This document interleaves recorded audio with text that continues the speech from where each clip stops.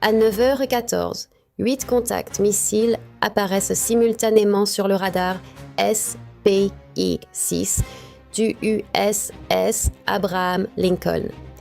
Pas séquentiellement, pas par vague. 8 contacts dans la même seconde. 8 retours radar identiques s'affichant sur l'écran tactique au même instant, depuis le même azimut, à la même altitude, à la même vitesse, déjà au-delà de leur phase de propulsion et descendant vers la formation dans un salve propre et coordonné. L'officier d'action tactique, le lieutenant-commandeur Hassan Owey, classe les contacts et autorise la séquence d'interception en 11 secondes. 8 contacts, 8 solutions de contrôle de tir se construisant simultanément. Le système de combat Aegis assigne un intercepteur SM-6 par contact. L'Abraham Lincoln dispose exactement de 8 SM-6 restants. Pour comprendre pourquoi ce chiffre est important, il faut comprendre où se trouve l'Abraham Lincoln dans cette guerre. Elle opère en mer d'Arabie depuis 47 jours. 47 jours d'opérations de combat continues, lançant des frappes, repoussant des attaques de missiles, dépensant des intercepteurs sur chaque salve que l'Iran a tirée. Son magasin se vidait depuis le premier jour. Les opérations de ravitaillement ont partiellement réapprovisionné ses cellules de lancement vertical, mais pas entièrement. Le tempo des opérations a été trop élevé, la demande trop constante. À 9h14 ce matin, l'inventaire des SM-6 de l'Abraham Lincoln s'établit exactement à 8 missiles. 8 missiles entrants, 8 intercepteurs disponibles. Le système Aegis a assigné un intercepteur par contact et les solutions sont nettes. Le maître principal, David Nash, ne regarde pas les solutions d'interception. Il regarde quelque chose de plus petit, quelque chose qui le préoccupe depuis l'instant où les 8 contacts sont apparus sur son écran de capteur passif il y a 11 secondes. L'espacement. Nash est le technicien principal en guerre électronique de l'Abraham Lincoln. Pas un officier, aucune autorité pour donner des ordres. 22 ans à observer des missiles voler et à apprendre les façons spécifiques dont les êtres humains et les ordinateurs de ciblage espacent leurs armes lorsqu'ils tirent. Les salves ont une variation naturelle.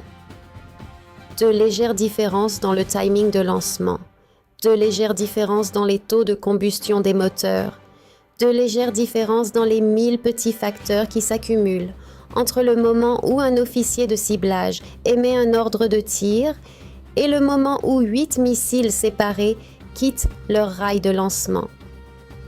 Aucune salve n'est espacée de manière parfaitement identique. Aucune salve n'a jamais été espacée de manière parfaitement identique. Ces 8 contacts arrivent à des intervalles identiques. Pas approximativement identiques, pas presque identiques. Identiques à 0,003 secondes près par intervalle. Une précision qu'aucune variation naturelle de salve ne peut produire. Une précision qui exige que chaque missile de la salve ait été synchronisé sur une référence externe spécifique. Une référence qui sait quelque chose sur le cycle d'engagement défensif de l'Abraham Lincoln. Quelque chose de précis. Quelque chose qui n'a de sens que si celui qui a conçu cette attaque savait à l'avance exactement comment le système Aegis répondrait à 8 contacts simultanés, savait qu'il assignerait un SM-6 par contact, savait que l'Abraham Lincoln disposait exactement de 8 SM-6. Nash note l'intervalle à 9h15, puis le suivant, chacun confirmant ce que le premier lui avait dit. Il prend le circuit du centre d'information de combat à 9h16. Monsieur, ici Nash depuis la guerre électronique. L'espacement sur ces 8 contacts n'est pas naturel. Chaque intervalle est identique à 0,003 secondes près. Ce niveau de précision exige une connaissance en temps réel de notre cycle d'engagement. Quelqu'un a conçu cette salve autour de notre schéma spécifique d'assignation d'intercepteurs. Je crois qu'ils connaissent notre inventaire exact de SM6. Je crois que ce n'est pas l'attaque complète. Wei regarde son écran. 6 SM6 grimpant vers leur contact assigné. 2 solutions encore en cours de construction. L'engagement se déroulant exactement comme il le devrait. Il dit à Nash que son évaluation a été consignée et lui demande de patienter. Le troisième, SM6, détonne contre sa cible à 9h17. Neutralisation nette. Puis le quatrième. Puis le cinquième. Le décompte diminuant exactement comme le système Aegis l'avait prédit. 3 intercepteurs restants. 3 contacts toujours en approche. À 9h17, Nash capte un second signal sur ses capteurs passifs. Faible, à bande étroite, chiffré, transmettant en courte rafale depuis une position profondément à l'intérieur de l'Iran. Une station au sol exécutant ce que son système classe comme une séquence de calibration pré-lancement. Le schéma d'émission spécifique d'un système de guidage se préparant à transmettre des données de ciblage à un missile qui n'a pas encore été lancé. Il a vu ce schéma d'émission une fois auparavant dans une évaluation de menaces classifiées qu'il avait étudiée 14 mois plus tôt lors d'un déploiement qui lui semble très lointain en ce moment. Khorramshahr 4, le missile balistique le plus lourd d'Iran. Ogive de 1500 kg. Vitesse terminale. Mach 14. Le missile, qui a vaincu 3 intercepteurs SM6 lors d'un engagement précédent, est manqué. L'Abraham Lincoln de 800 mètres uniquement parce que quelqu'un avait brouillé sa liaison de données de guidage 90 secondes avant l'impact. La station au sol exécute sa séquence de calibration. Le Khorramshahr 4 n'a pas encore été lancé, mais une séquence de calibration s'exécute exactement 14 minutes avant le lancement, ce qui signifie que le missile est à 14 minutes du tir, ce qui signifie que l'Iran a planifié le timing de tout cet engagement autour d'une fenêtre de 14 minutes. 8 missiles l'heure pour vider le magasin. Séquence de calibration fonctionnant en arrière-plan pendant tout ce temps. Khorramshahr 4, se lançant au moment où le dernier SM6 tire. Nash prend le circuit vers le centre d'information de combat à 9h18.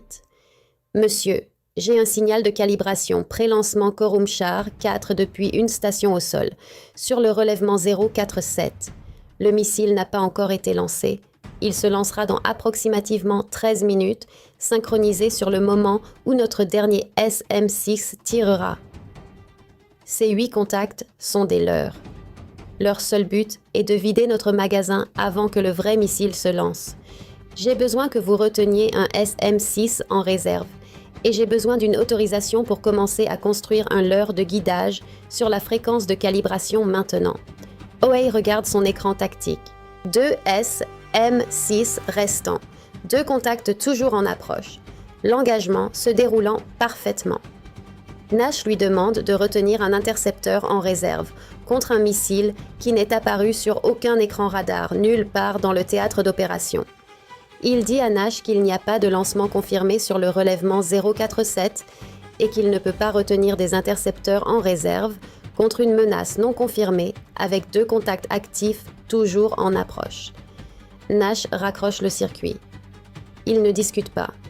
Il ouvre le dossier de menace Khorramshahr 4 sur son écran secondaire, l'évaluation classifiée qu'il avait étudiée 14 mois plus tôt, et commence à construire un leurre de guidage sur la fréquence de calibration de la station au sol. La même technique qui avait fonctionné une fois auparavant, la même fréquence, la même architecture de leurre. Il dispose de 12 minutes et 40 secondes avant que le Khorramshahr 4 ne se lance et il va utiliser chaque seconde de ce temps. Le 7e, SM6, détruit sa cible à 9h19. Un intercepteur restant, un contact toujours en approche. À 9h20, le dernier SM6 se lance sur le contact l'heure finale et le détruit à 9h21. Magasin à 0. Dans le centre d'information de combat, l'écran tactique affiche 8 contacts détruits et 0 menace active. Oe regarde l'écran pendant 2 secondes, puis il prend le circuit pour tout le bâtiment. Splash 8. Tous les contacts détruits. Bien joué, Abraham Lincoln. Le cri qui traverse le bâtiment est le genre qui ne vient qu'après 47 jours d'opération de combat continu. Pas exactement une célébration, un soulagement. Le soulagement spécifique d'un équipage qui vit en poste de combat depuis 1 mois et demi et vient de regarder la dernière menace sur l'écran disparaître. Des voix dans les couloirs, quelqu'un qui rit dans le hangar, le son d'un bâtiment qui expire. Dans la suite de guerre électronique, Nash l'entend et continue de taper. Il lui reste 8 minutes et 14 secondes avant que le Khorramshahr 4 ne se lance. Son leurre de guidage est complété à 60%. Le signal de calibration depuis la station au sol transmet toujours sur le relèvement 047, toujours en train d'exécuter sa séquence pré-lancement, lui fournissant toujours les données de fréquence dont il a besoin pour construire le leurre. Il n'a pas cessé de travailler depuis 9h17. À 9h22, le Khorramshahr 4 se lance depuis une position dans les montagnes du Zagros que l'opération Epic Fury cherche depuis 19 jours sans l'avoir trouvé. Le SPX-6 capte la signature de lancement 4 secondes plus tard.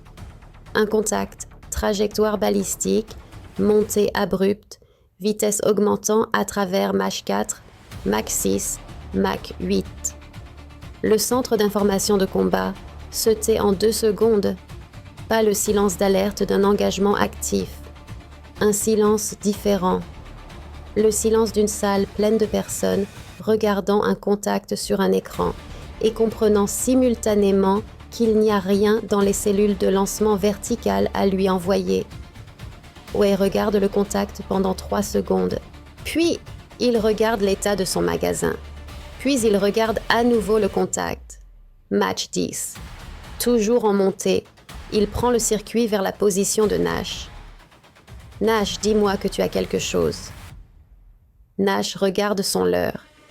84% complété. Le Khorramshahr 4 est à 4 minutes et 20 secondes d'entrer dans sa phase terminale. La station au sol transmet toujours son signal de correction, les données de ciblage en direct qui guideront le missile à travers sa phase de manœuvre terminale vers la coque de l'Abraham Lincoln. Sans ce signal de correction, le missile vole sur sa dernière trajectoire engagée. Il ne peut pas corriger. Il ne peut pas réacquérir. Il lui faut encore 3 minutes pour terminer le leurre. Monsieur, j'ai besoin de 3 minutes. Ne laissez personne d'autre toucher la fréquence du relèvement 047. Le Khorramshahr 4 quitte la haute atmosphère à 9h24 et commence sa descente terminale. Mach 12, Mach 13, Mach 14. Le SPX-6, suivant un contact unique tombant vers l'Abraham Lincoln à 4800 mètres par seconde, sans rien entre lui et le pont d'envol. Le système C-IWS Phalanx s'active lorsque le contact entre dans son enveloppe d'engagement théorique.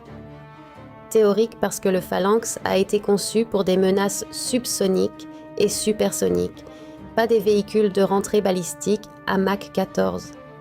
Sa fenêtre d'engagement contre cette cible est de 0,3 secondes.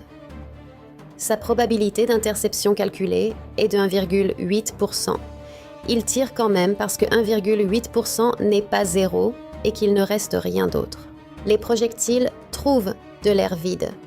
Le Khorramshahr 4 exécute une correction terminale de 2,1 degrés et la rafale manque proprement. Le contre-amiral James Carver prend le circuit pour tout le bâtiment à 9h26. Tout le bâtiment, Préparez-vous à l'impact. Nash transmet à 9h26. Son leurre est complété à 97%.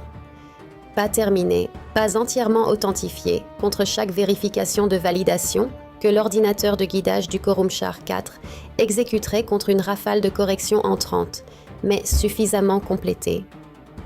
Il le transmet quand même parce que 97% est ce qu'il a, et que le missile est à 74 secondes du pont d'envol. L'ordinateur de guidage du Quorum Char 4 reçoit la rafale de correction falsifiée à 9h26. Il exécute ses vérifications d'authentification. 3 vérifications passent. La 4e vérification, une validation d'horodatage contre l'horloge interne de la station au sol, signale une discordance de 0,4 secondes.